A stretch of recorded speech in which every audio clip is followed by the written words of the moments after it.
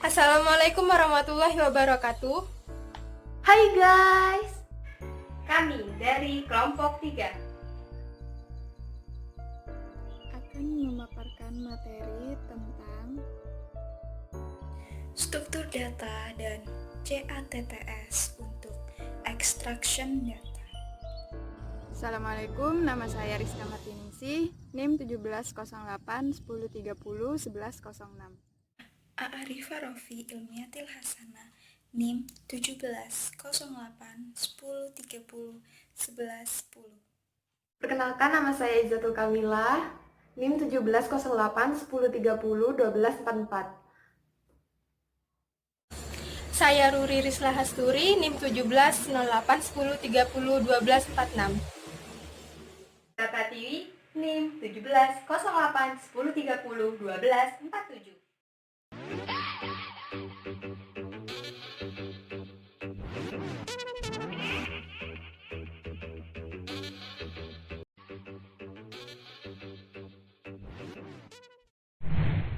Pada bab ini, kita akan membahas mengenai penggunaan CATT untuk ekstraksi dan analisis data. Auditor sering menggunakan alat ini dalam mengumpulkan data akuntansi untuk menguji pengendalian aplikasi dan melakukan uji substansi. Selanjutnya, kita akan membahas mengenai struktur data, di mana struktur data ini terdapat dua komponen dasar. Yang pertama yaitu organisasi dan yang kedua metode akses. Pada bagian organisasi, yaitu organisasi ini mengacu pada cara record disusun secara fisik pada peralatan penyimpanan sekunder yang bersifat berurutan atau acak, di mana dalam record dalam file berurutan disimpan di lokasi yang berbeda yang menempati area tertentu pada disk. Sedangkan record dalam file acak disimpan tanpa memperhitungkan hubungan fisik dengan recordnya dari file yang sama. Selanjutnya yaitu ada metode akses, di mana ini merupakan suatu teknik yang digunakan untuk menemukan lokasi record dan bernavigasi di basis data atau file. Ada beberapa teknik khusus yang bisa digunakan, yaitu ada metode akses langsung dan berurutan. Oleh karena itu, tidak ada satu struktur tertentu yang paling baik untuk semua tugas pemrosesan. Berbagai struktur digunakan untuk menyimpan data akuntansi yang sejenisnya berbeda. Oleh karena itu, pemilihan struktur melibatkan pertukaran antara fitur-fitur yang diinginkan. Selanjutnya yaitu ada struktur data yang telah terbagi menjadi dua. Yaitu yang pertama data file atau flat file, yang kedua ada sistem database. Yang pertama, struktur file. Model file datar mendeskripsikan suatu lingkungan di mana file data individual tidak diintegrasikan dengan file lainnya. Karenanya, pemrosesan data dilakukan oleh aplikasi tersendiri, bukan sebagai sistem yang terintegrasi. File data disusun, diformat, dan diatur sedemikian rupa agar sesuai dengan kebutuhan khusus di pemilik atau di penggunanya. Akan tetapi, ada kelemahannya, yaitu dapat menghilangkan atau mengkorupsi atribut data yang penting bagi pengguna yang lain, sehingga menghalangi integritas yang sukses dari sistem lintas organisasi. Pada macam struktur file ini ada beberapa. Yang pertama, struktur berurutan, di mana biasanya disebut sebagai metode akses berurutan. Semua record dalam file berada dalam lokasi yang penyimpanannya berdekatan dengan urutan tertentu berdasarkan kunci primernya, dan mereka juga harus membaca record secara berurutan. Yang kedua, ada struktur berindeks. Disebut juga file data aktual atau sebenarnya, dan terdapat indeks terpisah yang juga merupakan file alamat record. Indeks ini berisi numerik dari lokasi penyimpanan disk fisik untuk setiap record dalam file data terkait. File ini bisa diatur secara acak dan berurutan. File acak berindeks tersebar di seluruh disk tanpa mempertimbangkan kedekatan fisiknya dengan record lain yang berkaitan. Bahkan, record yang sama bisa berada pada disk yang berbeda. Keunggulan file acak indeks yaitu dalam operasi melibatkan pemrosesan record individual dan penggunaan disk yang efisien, karena record bisa ditempatkan di mana saja yang tanpa harus memperhatikan urutannya. Kelemahannya yaitu struktur file acak tidak efisien terhadap operasi yang melibatkan pemrosesan bagian file yang besar.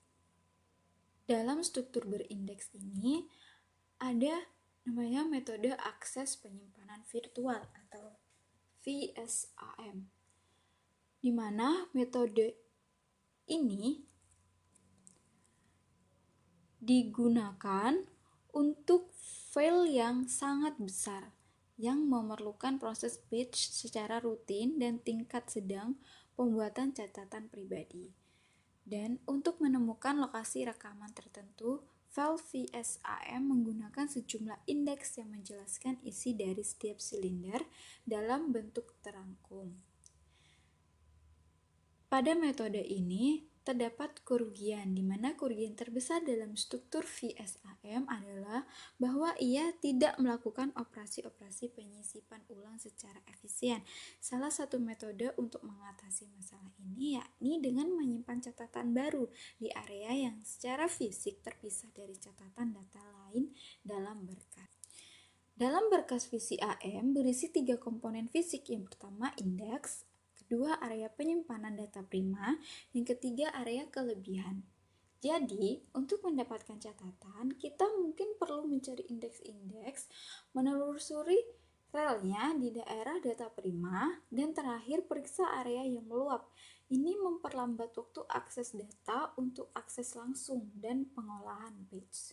Secara fisik, file VSAM harus disusun ulang dengan menggabungkan rekaman ke area utama dan kemudian menyusun kembali indeks. Proses ini membutuhkan waktu serta biaya dan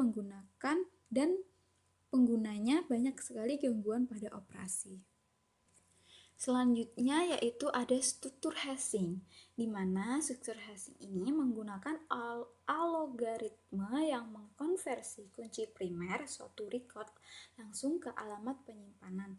Dengan menghitung alamat, bukan membacanya dari suatu indeks, record bisa ditelusuri dengan lebih cepat. Keunggulan hashing ini yaitu adalah aksesnya sangat cepat, namun ada kelemahannya, yakni teknik ini tidak menggunakan ruang penyimpanan yang efisien dan bisa terjadi tubrukan. Artinya, kunci record yang berbeda tapi menghasilkan residual yang sama atau mirip sehingga dapat menuju ke alamat yang sama. Solusi dari masalah ini adalah memiliki cara acak lokasi untuk record yang berdekatan atau dari kedua record tersebut.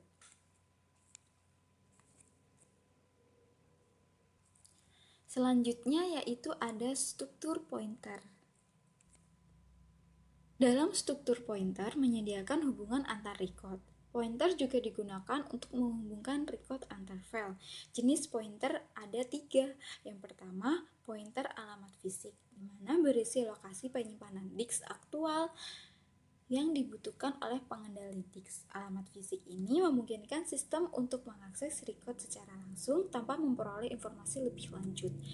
Ada keunggulan dalam jenis pointer ini. Yang pertama, dalam hal kecepatan, karena tidak perlu dimanipulasi lebih lanjut untuk menentukan lokasi record. Akan tetapi, ada 2 kelemahannya, yaitu yang pertama, jika record yang berkaitan dipindahkan dari satu lokasi disk ke yang lain, pointer harus diubah. Ini menjadi masalah ketika disk diatur ulang atau disalin secara berkala. Dan yang kedua yaitu pointer fisik tidak memiliki hubungan logis dengan record yang diidentifikasinya. Jadi suatu pointer hilang atau rusak dan tidak bisa dipulihkan. Record yang dirujukan juga bisa hilang. Dan yang kedua, jenis pointer alamat relatif. berisi posisi relatif dari record dalam file. Misal nih, pointer bisa menentukan record ke 135 dalam file. Ini harus dimanipulasi lebih lanjut untuk mengubahnya ke alamat fisik aktual.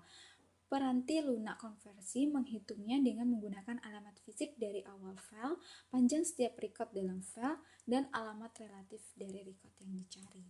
Dan yang ketiga, jenis yang ketiga ini yaitu pointer kunci logis atau logical key pointer, berisi kunci primer dari record terkait. Nilai kunci ini kemudian dikonversi ke alamat fisik record dengan algoritma hashing. Struktur basis data hierarki jaringan. Model basis data hierarki dan jaringan awalnya menggunakan banyak teknik flat file sebelumnya, serta struktur basis data kepemilikan baru. Perbedaan utama antara kedua pendekatan tersebut yakni pada tingkat integrasi proses dan pembagian data yang dapat dicapai. Contoh struktur basis data jaringan yang kompleks diilustrasikan oleh gambar 8.9. Pada gambar 8.9 menggambarkan hubungan many-to-many antara file inventaris dan file vendor.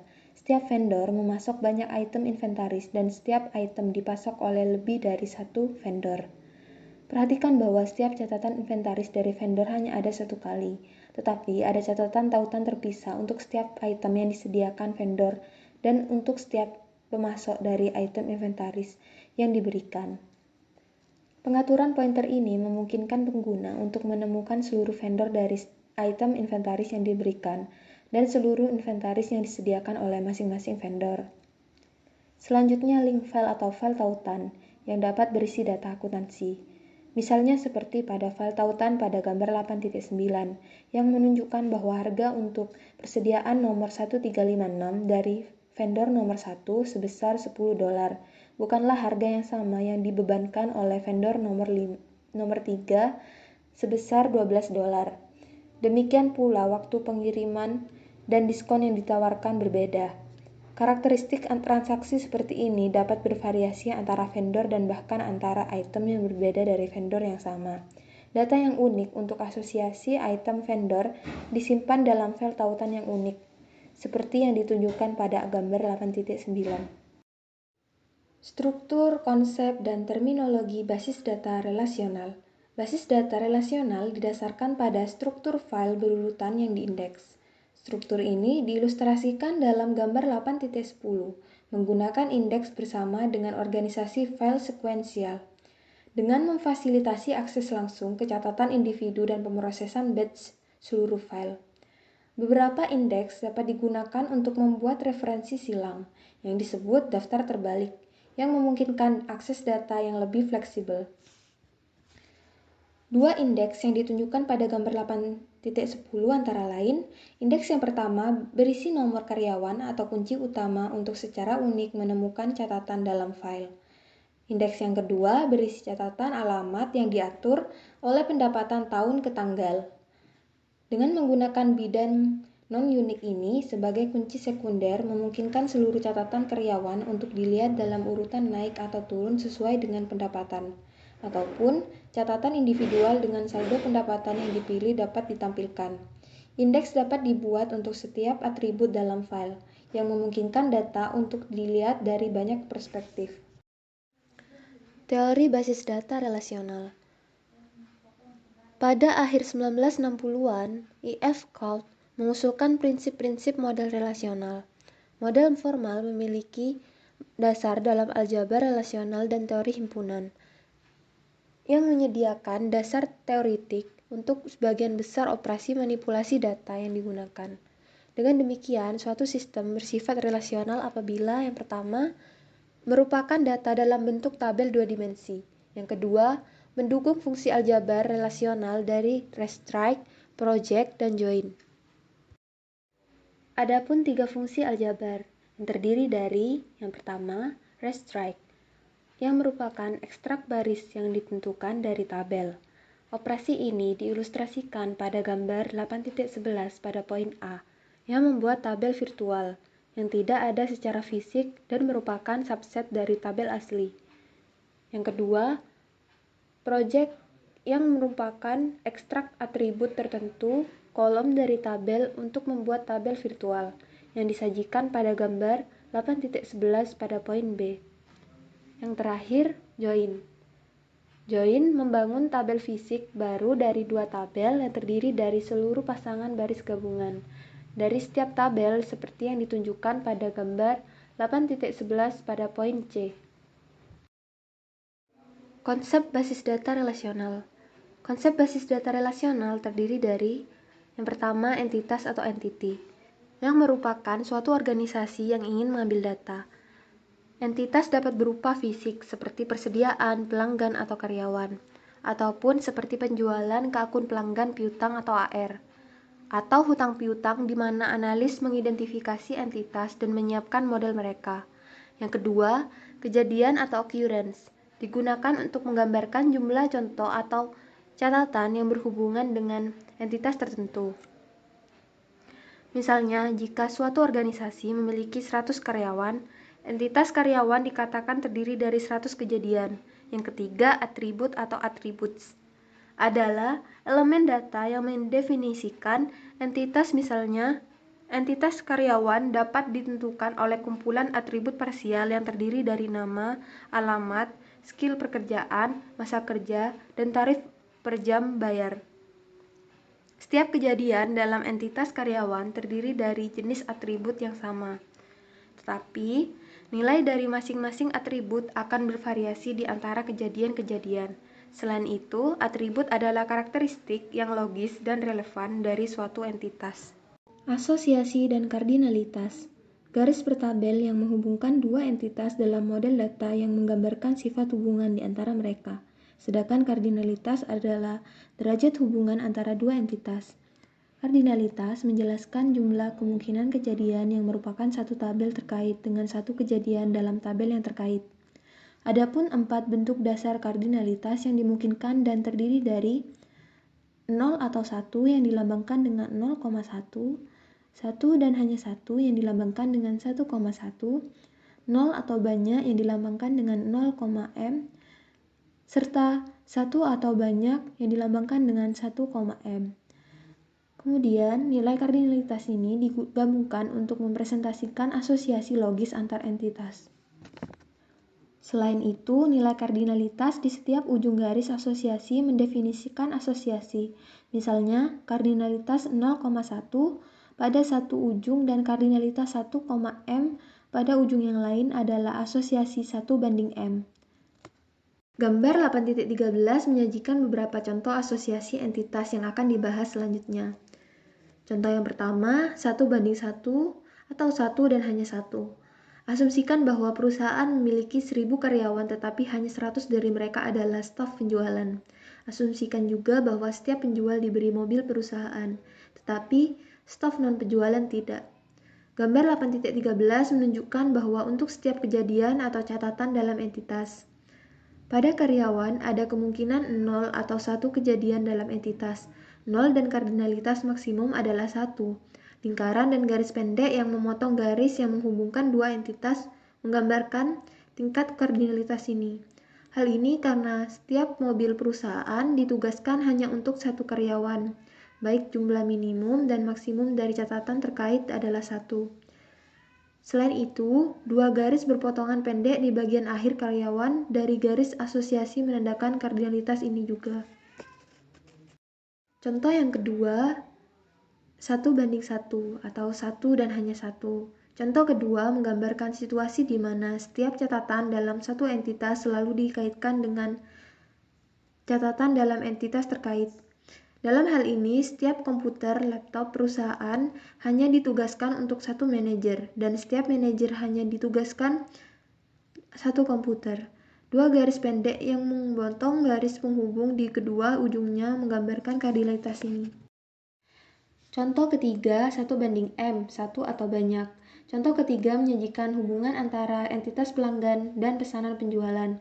Perhatikan bahwa jumlah minimum catatan pesanan penjualan per catatan pelanggan adalah 0 dan maksimum adalah banyak. Hal ini karena dalam periode tertentu, 1 tahun atau bulan, yang terkait dengan entitas pesanan penjualan, pelanggan tertentu mungkin tidak membeli apapun atau 0 catatan pesanan penjualan, ataupun membeli beberapa kali atau banyak catatan. Namun dari perspektif entitas pesanan penjualan, setiap catatan dikaitkan dengan satu dan hanya satu pelanggan. Simbol kaki gagak yang memberikan bentuk notasi namanya menggambarkan banyak kardinalitas pada akhir pesanan penjualan dari garis asosiasi.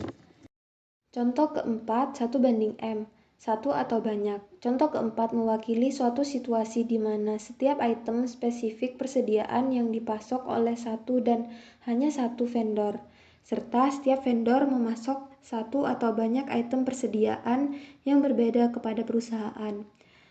Contoh kelima, M/M, mengilustrasikan asosiasi many-to-many yang kembali menggunakan hubungan vendor dan inventaris. Pada contoh kelima ini, perusahaan memiliki kebijakan untuk membeli jenis inventaris yang sama dari beberapa pemasok. Manajemen dapat memilih untuk memastikan bahwa mereka mendapatkan harga terbaik atau menghindari ketergantungan pada pemasok tunggal. Di bawah kebijakan tersebut, setiap catatan vendor dikaitkan dengan satu atau banyak catatan inventaris, dan setiap catatan inventaris terkait dengan satu atau banyak vendor. Jadi, contoh keempat dan 5 menunjukkan bagaimana kardinalitas yang mencerminkan aturan bisnis yang tersedia dalam suatu organisasi. Tabel fisik basis data. Tabel fisik basis data dibangun dari model data dengan setiap entitas dalam model diubah menjadi tabel fisik yang terpisah. Di bagian atas, setiap tabel adalah atribut yang membentuk kolom. Perpotongan kolom untuk membentuk baris data disebut dengan tuple. Tabel yang dirancang dengan benar memiliki 4 karakteristik berikut. Yang pertama, nilai setidaknya satu atribut di setiap kemunculan baris harus unik. Atribut ini merupakan kunci utama. Sedangkan nilai atribut non-key lainnya pada baris tidak harus unik. Yang kedua, semua nilai atribut dalam kolom apapun harus dari kelas yang sama. Yang ketiga, setiap kolom dalam tabel yang diberikan harus dinamai secara unik. Namun, tabel yang berbeda mungkin berisi kolom dengan nama yang sama. Yang terakhir, tabel harus sesuai dengan aturan normalisasi. Hal ini berarti mereka harus bebas dari dependensi struktural, termasuk kelompok berulang, dependensi parsial, dan dependensi transitif. Kaitan antara tabel relasional. Perhatikan bahwa tabel item baris menggunakan kunci primer gabungan yang terdiri dari invoice 6 dan item 6. Kedua bidang diperlukan untuk mengidentifikasi setiap catatan dalam tabel secara unik. Tetapi, hanya bagian nomor faktur kunci yang menyediakan tautan logis ke tabel faktur penjualan. Kunci asing tidak melekat seperti pada gambar 8.14. Sifat dan hubungan antara tabel terkait menentukan metode yang digunakan untuk menugaskan kunci asing. Metode-metode ini kemudian diperiksa. Dengan kunci asing, program komputer dapat dituliskan untuk bernavigasi di antara tabel-tabel basis data dan memberikan data yang dibutuhkan kepada pengguna untuk mendukung tugas sehari-hari dan tanggung jawab pengambilan keputusan. Misalnya, jika pengguna menginginkan seluruh faktur untuk pelanggan 1875, program akan mencari tabel faktur penjualan untuk catatan dengan nilai kunci asing 1875. Pada gambar 8.4 menunjukkan bahwa hanya ada satu nomor faktur kemunculan 1921. Untuk mendapatkan rincian item baris untuk faktur tersebut, 3 program mencari tabel item baris untuk catatan dengan nilai kunci asing tahun 1921 dan 2 catatan yang diambil. Selanjutnya, user views. User views merupakan serangkaian data yang dilihat oleh pengguna tertentu seperti komputer untuk memasukkan atau menampilkan data, laporan manajemen, atau dokumen sumber. User views dapat berupa digital atau fisik, kertas, tetapi dalam semua kasus berkaitan dengan tabel basis data. User views dibuat dari satu tabel hingga beberapa tabel di mana satu tabel dapat mempresentasikan data untuk banyak views yang berbeda. Sebuah organisasi besar akan memiliki ribuan user views yang didukung oleh ribuan tabel individu. Perancang database dengan kendali internal berperan penting dalam mengidentifikasi semua pandangan dan menerjemahkannya ke dalam tabel normal. Kemudian yang selanjutnya yaitu anomali, ketergantungan struktural, dan normalisasi data. Pada bagian ini akan dibahas kenapa sih kita perlu melakukan normalisasi tabel database. Yang pertama terkait anomali database. Anomali tabel itu ketika tabel menunjukkan gejala operasional negatif seperti tabel normal yang tidak semestinya menyebabkan masalah pemrosesan DBMS di mana ia membatasi atau bahkan menolak akses pengguna ke informasi yang mereka butuhkan. Satu atau lebih anomali ini akan ada di tabel yang tidak normalisasi atau bahkan yang normalisasi pada tingkat rendah, seperti bentuk normal pertama, 1NF, bentuk normal kedua, 2NF. Agar bebas dari anomali, tabel-tabel ini harus dikembalikan ke bentuk normal ketiga, 3NF. Dalam anomali database terdapat 3 macam anomali. Yang pertama update anomali, insertion anomaly, dan deletion anomaly. Untuk update anomali merupakan penyimpangan data dari redundansi data di tabel tak normal, yang berarti sebuah error karena adanya perubahan atau pembaharuan. Ini terjadi apabila ada perubahan pada sejumlah data tetapi tidak seluruhnya diubah. Yang kedua, insertion anomaly, di mana error timbul karena proses penambahan data. Seperti saat penambahan data ternyata ada elemen yang kosong dan elemen tersebut justru menjadi kunci. Yang ketiga, deletion anomaly atau anomali penghapusan. Anomali penghapusan melibatkan penghapusan data yang tidak disengaja dari sebuah tabel. Kemunculan anomali penghapusan ini terlihat kurang mencolok, tapi berpotensi lebih sering terjadi dibandingkan update anomali dan insertion anomali. Mengapa? Karena anomali penghapusan ini mungkin tidak terdeteksi sehingga si pengguna tidak sadar akan hilangnya data penting. Oleh karena itu, rancangan tabel bukan hanya masalah efisiensi operasional, ia membawa kontrol internal juga yang signifikan yang harus dikenali oleh akuntan. Selanjutnya, menormalkan tabel. Proses normalisasi melibatkan identifikasi dan menghilangkan ketergantungan struktural, seperti anomali tadi, menghilangkan ketergantungan struktural dari tabel yang sedang diperiksa. Nah, menormalkan ketiga anomali tadi, yang pertama, update anomali diselesaikan karena data tentang setiap pemasok hanya ada di satu lokasi yang menjadi tabel pemasok. Semua perubahan data tentang vendor hanya dibuat sekali, jadi bukan soal berapa banyak barang yang dijual. Lalu kedua, anomali sisipan atau anomali insertion tidak ada lagi, karena pemasok baru dapat ditambahkan ke tabel pemasok bahkan meskipun mereka tidak langsung menyediakan persediaan bagi organisasi. Kemudian, kaitan tabel normalisasi. Ketika tabel unnormalisasi dibagi menjadi beberapa tabel 3NF, mereka harus dihubungkan bersama-sama melalui kunci asing sehingga data di dalamnya dapat berhubungan dan dapat diakses oleh pengguna.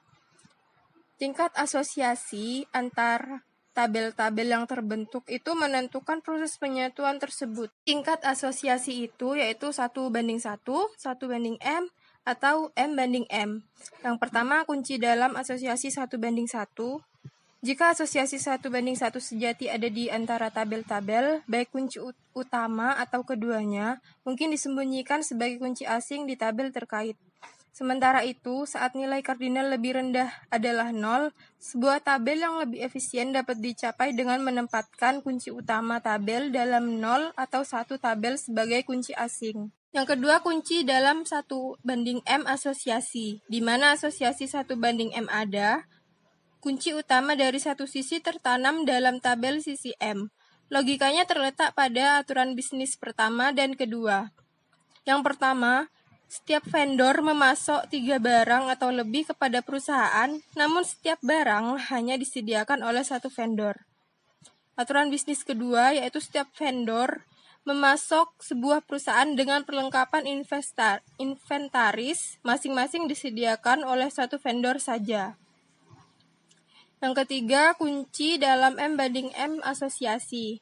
Untuk mewakili asosiasi M/M antara tabel, perlu dibentuk sebuah tabel penghubung tabel tautan memiliki kunci gabungan yang terdiri dari kunci-kunci utama dari dua tabel yang berkaitan. Logikanya terletak pada aturan bisnis ketiga, yaitu setiap vendor memasok barang-barang kepada perusahaan sejumlah barang inventaris dan setiap barang bisa disediakan oleh jasa vendor manapun. Auditor dan normalisasi data.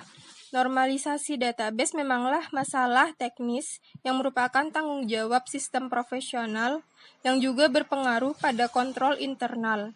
Nah, kontrol internal ini membuatnya menjadi perhatian para auditor. Misalkan, anomali penghapusan dapat menyebabkan hilangnya catatan akuntansi dan penghancuran jalur audit. Maka dari itu, para auditor itu harus memiliki pemahaman tentang proses dan dapat menentukan apakah sebuah tabel sudah normal kembali. Selain itu, auditor perlu mengetahui bagaimana data disusun sebelum dia dapat mengekstrak data dari tabel-tabel untuk melakukan prosedur audit. Bagian selanjutnya yaitu merancang database relasional. Desain database merupakan komponen dari proses pengembangan sistem yang jauh lebih besar yang melibatkan analisis ekstensif kebutuhan pengguna. Dalam merancang ini terdapat 6 fase atau 6 tahap. Tahap pertama yaitu identifikasi entitas. Untuk menunjukkan identitas entitas, kita akan menganalisis fitur kunci dari sistem pembelian sederhana. Yang pertama, agen pembelian meninjau laporan status inventaris untuk barang-barang yang perlu dipesan kembali. Yang kedua, agen memilih pemasok dan mempersiapkan pesanan pembelian online. Yang ketiga, agen mencetak salinan pesanan pembelian dan mengirimkannya kepada pemasok. Yang keempat, pemasok mengirimkan inventaris ke perusahaan. Setelah inventaris itu datang, agen penerima akan memeriksa persediaan dan mempersiapkan laporan penerimaan online. Sistem komputer secara otomatis akan mengupdate catatan inventarisnya. Nah, dari sekian banyaknya entitas, tidak semua kandidat itu adalah benar-benar entitas yang perlu dimodelkan dalam database. Maka ada 2 syarat atau kondisi yang harus dipenuhi. Yang pertama, kesatuan harus terdiri dari 2 kejadian atau lebih. Yang kedua, suatu entitas harus memeriksa setidaknya 1 atribut yang tidak disediakan melalui entitasnya. Fase kedua dari desain database adalah membangun model data yang menunjukkan asosiasi entitas. Fase ini merupakan fase untuk menentukan asosiasi antar entitas dan mendokumentasikannya dengan diagram ER atau diagram Entity Relationship. Asosiasi di sini mewakili peraturan bisnis yang ada. Terkadang, aturan bersifat jelas dan sama untuk semua organisasi. Namun, hubungan antar entitas menjadi tidak jelas karena aturan yang berbeda dapat berlaku dalam organisasi yang berbeda. Aturan bisnis organisasi secara langsung dapat berdampak pada struktur tabel basis data. Jika basis data berfungsi dengan baik, para perancangnya perlu memahami aturan bisnis organisasi serta kebutuhan spesifik dari setiap pengguna. Fase yang ketiga adalah menambahkan kunci-kunci utama dan atribut pada model. Dalam fase ini terdapat 2 langkah yang dapat dilakukan. Yang pertama, menambahkan kunci-kunci utama. Langkah yang dilakukan dalam proses ini adalah menentukan kunci-kunci utama bagi entitas dalam model. Analis harus memilih kunci utama yang secara logis dapat mendefinisikan atribut dan mengidentifikasi setiap peristiwa unik dalam entitas. Hal tersebut dapat dicapai dengan menggunakan kode berurutan sederhana seperti nomor faktur, nomor cek, atau nomor pesanan pembelian. Namun, kode berurutan tidak selalu efisien atau efektif. Melalui rancangan yang cermat berupa kode blok, kode kelompok, kode abjad, dan kode mnemonik, kunci-kunci utama juga dapat memberikan informasi yang bermanfaat mengenai sifat entitas. Langkah kedua dalam fase ketiga adalah menambahkan atribut. Setiap atribut dalam suatu entitas hendaknya muncul secara langsung atau tidak langsung dalam satu pandangan pengguna atau lebih. Oleh karena itu, atribut entitas awalnya diambil dan dimodelkan dari pandangan pengguna. Fase yang keempat adalah normalisasi model data dan menambahkan kunci asing. Pada umumnya, masalah normalisasi yang perlu diselesaikan dapat diuraikan sebagai berikut. Yang pertama, mengulangi data grup dalam urutan pembelian. Atribut nomor bagian, deskripsi, kuantitas pesanan, dan biaya per unit merupakan pengulangan data grup. Hal tersebut berarti bahwa ketika order pembelian tertentu mengandung lebih dari satu barang, maka banyak nilai yang perlu ditangkap untuk atribut tersebut. Yang kedua adalah mengulangi data grup dalam menerima laporan. Atribut nomor bagian, jumlah bagian yang diterima, kuantitas diterima, dan kode kondisi merupakan pengulangan kelompok dalam kelompok penerimaan laporan dan dipindahkan ke entitas baru yang disebut rincian laporan penerimaan. Dan yang ketiga merupakan ketergantungan transitif. Pesanan pembelian dan laporan penerimaan entitas memuat atribut yang berlebihan dengan data dalam inventaris dan pemasok entitas. Redundansi ini terjadi karena ketergantungan transitif dalam urutan pembelian dan laporan penerimaan entitas. Fase yang kelima adalah membuat database fisik. Dalam fase ini, langkah yang dilakukan adalah membuat tabel fisik dan mengisinya dengan data.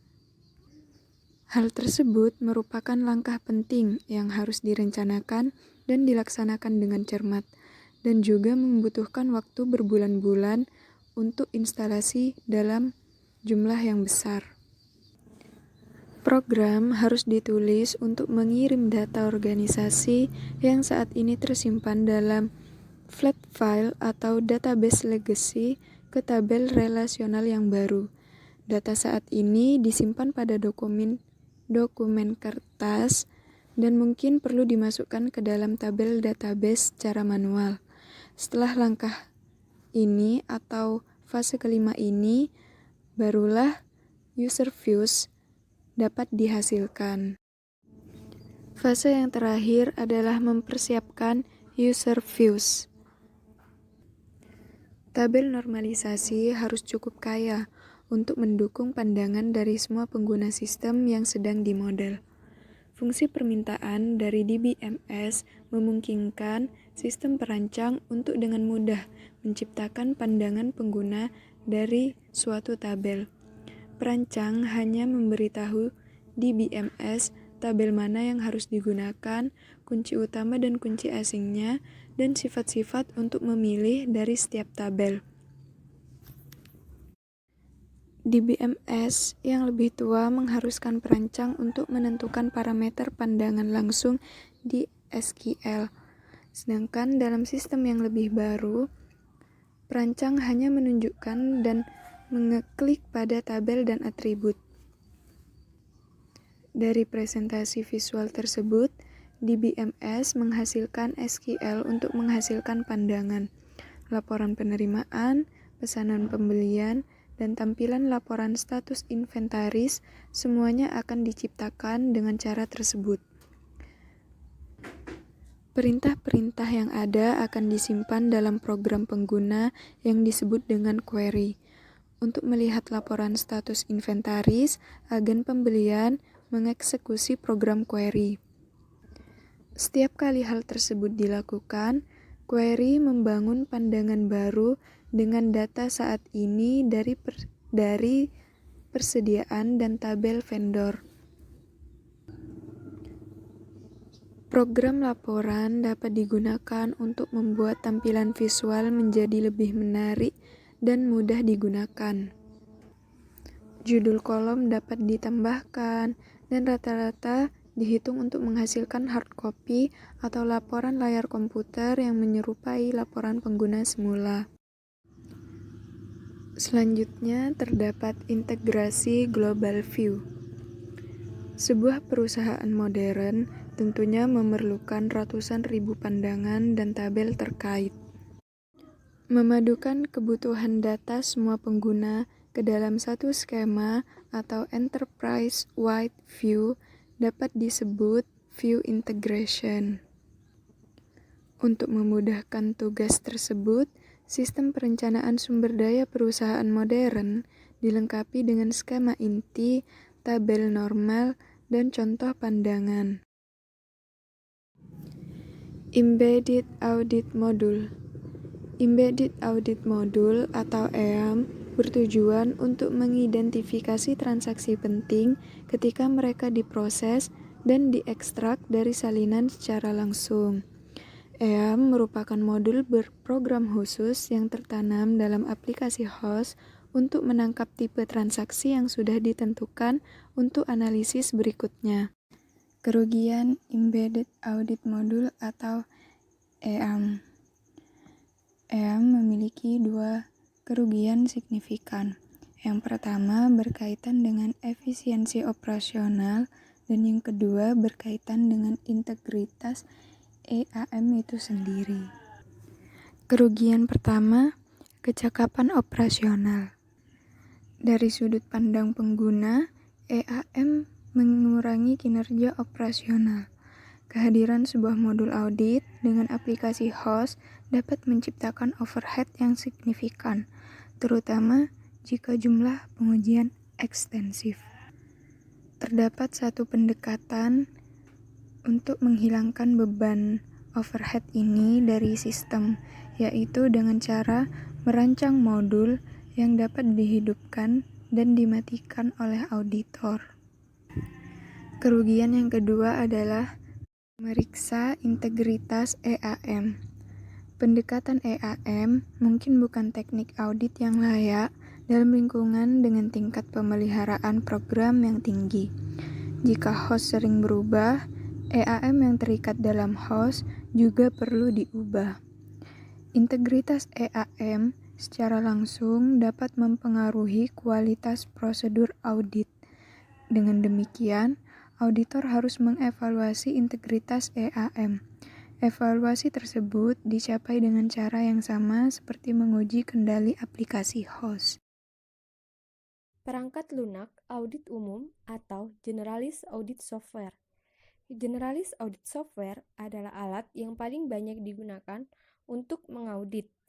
Generalist Audit Software memungkinkan auditor mengakses file data yang diberi kode elektronik dan melakukan berbagai operasi pada isinya.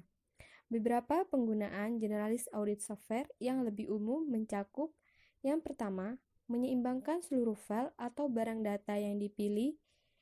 Yang kedua, memilih dan melaporkan data yang ada di file. Yang ketiga, memilih sampel statistik bertingkat dari file data. Yang keempat, menyusun hasil tes untuk dilaporkan. Yang kelima, pengukuhan percetakan berupa tulisan standar atau tulisan khusus. Yang keenam, screening data dan selektif memasukkan atau tidak item data tersebut. Yang ketujuh, membandingkan dan mengidentifikasi perbedaan beberapa file. Yang kedelapan, menghitung ulang bidang data. Beberapa faktor adanya Generalist Audit Software. Pertama, bahasa Generalist Audit Software mudah digunakan dan hanya membutuhkan sedikit latar belakang komputer di pihak auditor.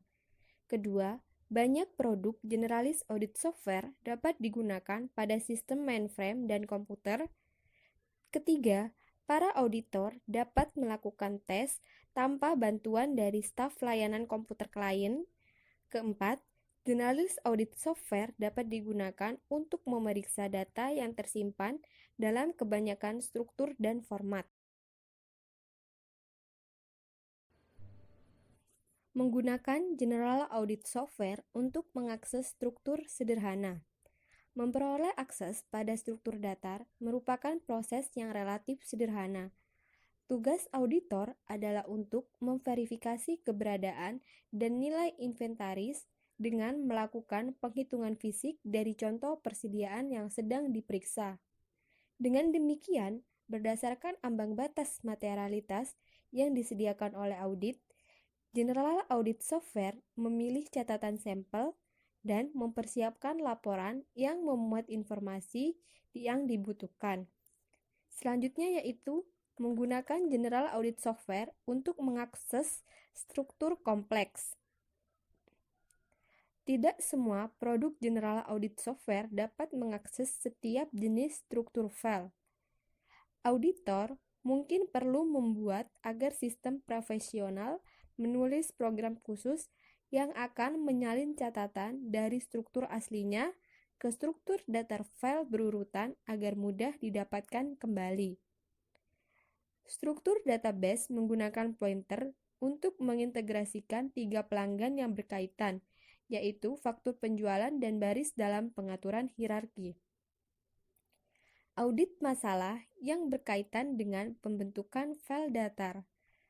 Auditor terkadang harus bergantung pada jasa komputer untuk menghasilkan file datar dari struktur file. Ada resiko bahwa integritas data akan terungkap oleh prosedur yang digunakan untuk menciptakan file datar. Seperti contohnya adalah konfirmasi yang diambil dari flat file tidak dapat diandalkan. Auditor yang terampil dalam program bahasa dapat menghindari perangkap ini dengan menulis sendiri rutinitas ekstraksi data. Perangkat lunak ACL. ACL atau Bahasa Audit Command. ACL dirancang sebagai bahasa meta untuk para auditor mengakses data yang disimpan dalam berbagai format digital dan mengujinya secara menyeluruh. Sebenarnya banyak problem yang berkaitan dengan mengakses struktur data kompleks yang telah dipecahkan oleh pusat data yang terbuka milik ACL, yang sering disebut ODBC. Fitur ACL diperlihatkan dalam konteks prosedur audit yang spesifik. Definisi data. Salah satu kelebihan ACL adalah kemampuan membaca data yang tersimpan dalam kebanyakan format. ACL menggunakan fitur definisi data untuk tujuan tersebut. Untuk membuat definisi data, auditor perlu tahu di mana file sumber berada secara fisik dan tata letak struktur lapangan. File yang sangat besar mungkin perlu diakses langsung dari komputer mainframe. Jika demikian, auditor harus memperoleh hak istimewa akses ke direktori tempat file berada.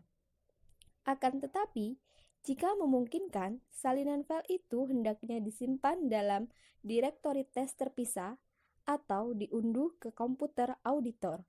Langkah ini biasanya membutuhkan bantuan profesional sistem. Auditor hendaknya memastikan bahwa ia mengamankan versi yang benar. Definisi data memungkinkan auditor mendefinisikan karakteristik penting dari sumber file, termasuk catatan keseluruhan. ACL secara otomatis mengambil file dan menyajikan di layar sesuai dengan definisi datanya. Mengubah sudut pandang. Suatu pandangan hanyalah suatu cara untuk melihat data dalam suatu berkas. Para auditor biasanya tidak perlu menggunakan semua data yang ada dalam sebuah file. ACL memungkinkan auditor menyesuaikan sudut pandang selama definisi data bagi seseorang yang lebih baik memenuhi kebutuhan auditnya. Auditor dapat membuat dan menyusun ulang pandangan-pandangan baru tanpa mengubah ataupun menghapus data. Auditor dapat dengan mudah menghapus dan atau menyusun ulang data agar memudahkan penggunaan yang efektif. Selanjutnya yaitu menyaring data.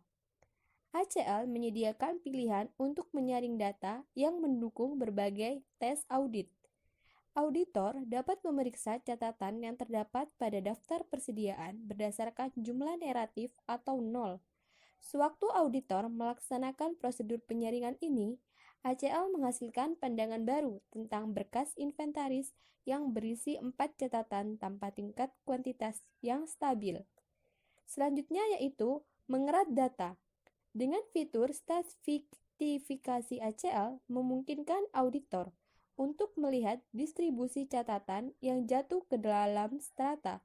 Data dapat distratifikasi pada bidang numerik manapun, seperti harga penjualan, biaya unit, penjualan umum, penjualan jumlah, dan sebagainya. Data itu dirangkum dan dikelompokkan oleh strata, yang ukurannya disebut interval atau bervariasi. Auditor dapat memilih untuk mengubah ukuran dan jumlah interval, ataupun memeriksa hanya bagian kecil dari berkasnya. Misalnya, dua strata yang pertama memperlihatkan bahwa mereka memiliki jumlah barang yang tidak proporsional. Selanjutnya yaitu analisis statistik. HCL menawarkan banyak contoh metode analisis statistik. Dua dari contoh yang paling sering digunakan adalah contoh rekaman dan contoh satuan moneter atau yang lebih dikenal MUS. Setiap metode memperkenalkan acak dan interval sampling. Metode pilihan akan tergantung pada draft auditor dan komposisi dari file yang diaudit. Pada suatu sisi, apabila dokumen dalam film tersebut tersebar cukup merata di seluruh strata, auditor menginginkan sampel yang tidak memihak, sehingga memilih pendekatan sampel rekaman.